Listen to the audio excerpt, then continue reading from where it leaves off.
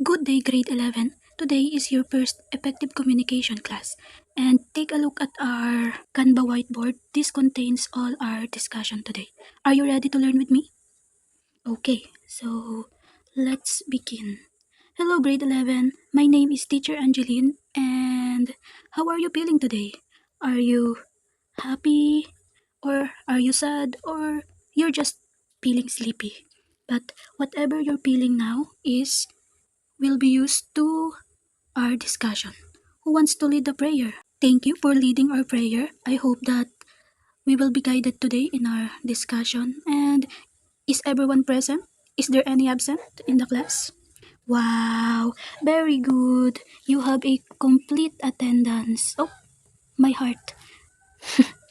So, for today, our learning outcomes are this is our learning outcomes. At the end of our discussion today, you, my students, will be able to describe the different types of language and tone used in personal and interpersonal communication, interact with peers while choosing the appropriate words and tone in different situations, and lastly, review one's perception of personal and interpersonal communication and identify areas for improvement.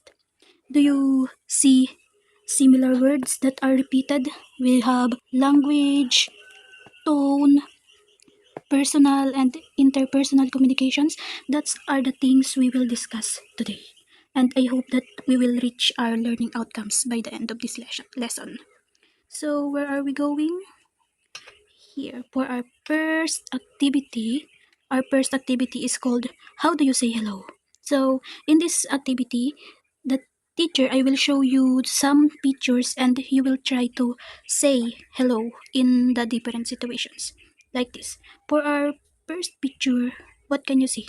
You can see a student like introducing in front of his classmates. How do you say hello when you were in that situation? Like, hello classmates, you were lively, you were fun. How about this?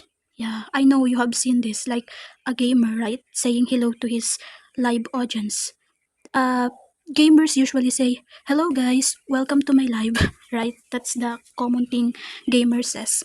So, here, like in a job interview, how do you say hello in front of job interview? Like, you will be formal, something like, hello, good day everyone. My name is Angeline and I am applying for a teaching job, something like that. Then here, like meeting a in a professional setting, like how do you say hello? You will say, hello sir, welcome to our company, something like that. Or hello sir, nice meeting you, right? So we have different ways to say hello. Like we say hello being friendly, we say hello to be professional, and so on and so forth. And for our next activity, it is called check in or check out. In this activity, this is strategies you have just to check if you possess this characteristic here in the strategies. Yeah. So let's begin. I can greet and respond to greeting. Do you do that? I can say I'll do that very often. So check. Then I can use a conversation starter other than a greeting. Example, a question, a compliment, and so on. Uh, do you do that? Usually in your age, not very much. Then I can choose appropriate conversation topics. Some people, even in your age, as senior high school, had a hard time thinking of topics with other people. So it's normal for fairly well. Then I can vary language tones to express my feelings. Well, your tone, yung tono ng pananalita nyo. I know that every one of you can change your tone depending on your emotions. Then I can keep the conversation going. Sometimes everyone's experiencing hardship with continuous conversation and it's normal. I can pre-close the conversation. It's kind of hard. And I can end the conversation fairly well. Then, yay, very good. So, our next, so do you know our topic now?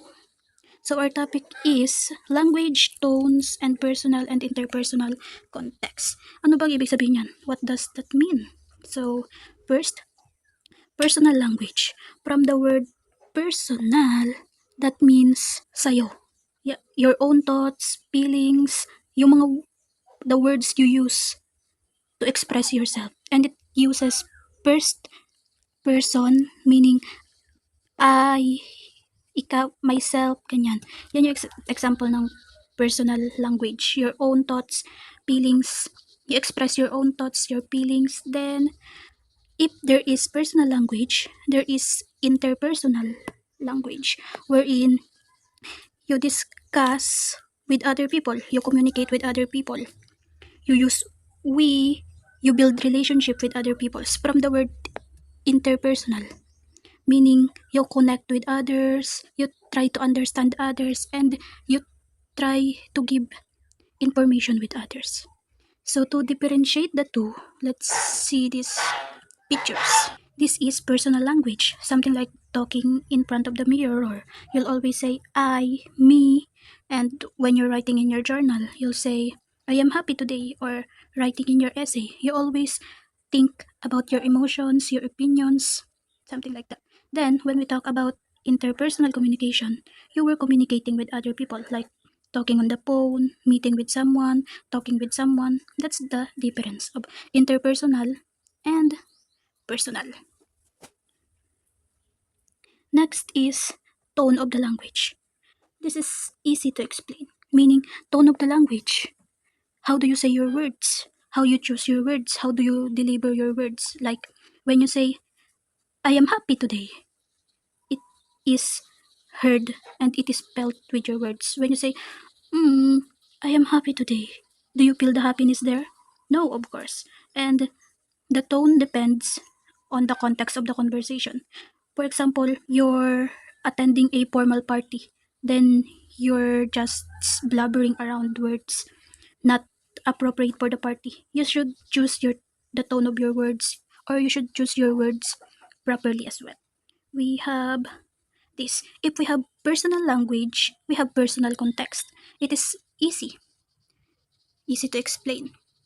Here, the personal context revolves. The personal context revolves around you and only you.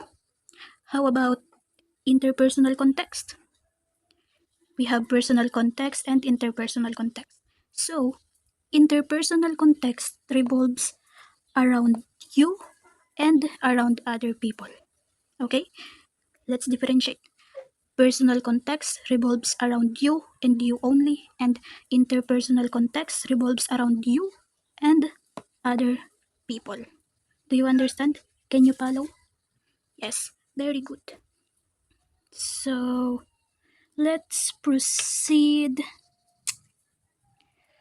for our next activity.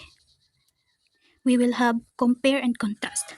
We just have to compare personal language with interpersonal language. This could be easy if you listened earlier. Person's own thoughts, feelings, and expression. Where should we put that? Own thoughts. Here. Personal language. Communicate with other people. Where should we put that? Communicate with others. Interpersonal. Subjective and reflective. Reflective. Yan, subjective, your own thoughts. Dito yan. Then, use first person pronoun. First person pronoun. Personal. Context dependent, as I told you earlier. Interpersonal language. Then last, builds relationship with others. Yeah, interpersonal. So, these are the difference between personal language and interpersonal. Let's proceed. For our next activity, we have similarities and differences. You just have to put the picture in the personal context and interpersonal context. First, thinking alone, like deep thinking, where should we put him? Here's the personal. Here, communicating with others. Where should we put the communicating with others? Here, interpersonal. Then, writing on your journal. Where should we put that? Here, personal. Then, communicating with your coworker. Yan, you communicate with other people. Thinking on your own. Personal. Then, communicating through online. Yeah, you should communicate online. Then, yeah, your own thoughts, yan, your own feelings.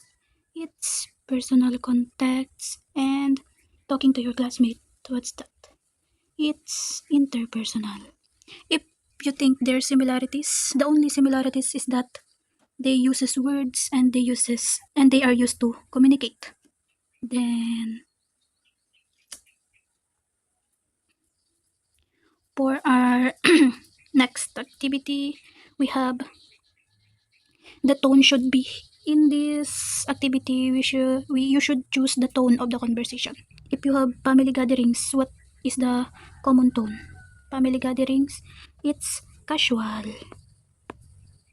Casual with respect. Then, pag courtroom hearing, it should be formal. Then, emergency group meeting, it should also be serious. It should be serious. High school reunion, it should be fun and loud. It should be fun and loud, like reminiscing your high school. Then TV talk show, it should be, the tone should be lively. It should be fun also. Talk show like Showtime and other. Then I have some questions. Why should we choose our words properly? Why do you think? The simple answer is to avoid misunderstanding.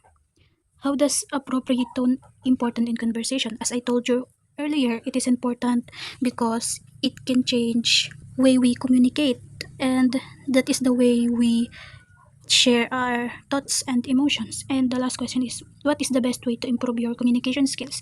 Practice, practice, practice is the only way to improve your communication skills. Thank you for your participation. And for your quiz, I will just send this for your quiz. And you just have to answer that as an assignment. Are we clear? So, do you understand now the personal language, interpersonal language, personal and interpersonal context and tone of the language? Yay! Great job, everyone. I hope everyone's happy now. Thank you, grade 11. See you next time. Bye.